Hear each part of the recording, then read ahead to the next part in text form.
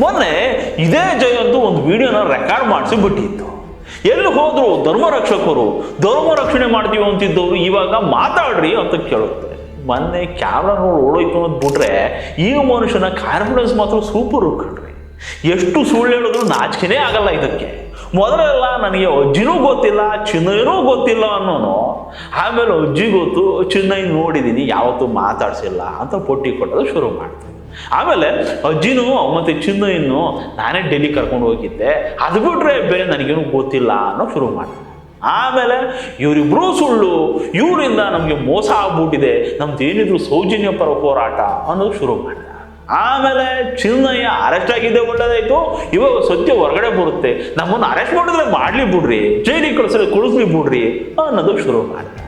ಆಮೇಲೆ ಬೂಡೆ ಆಟ ಬಟಾ ಬಯಲಾಗಿ SIT ಕಾರದಕ್ಕೆ ಕೂರಿಸ್ಕೊಂಡು ರುಬ್ಬೋದಕ್ಕೆ ಶುರು ಮಾಡಿದ್ಮೇಲೆ ಕ್ಯಾಮ್ರಾ ಕೊಂಡ್ರೆ ಓಡೋದಕ್ಕೆ ಶುರು ಮಾಡ್ಬಿಟ್ಟ ಈ ಜಯಂತ.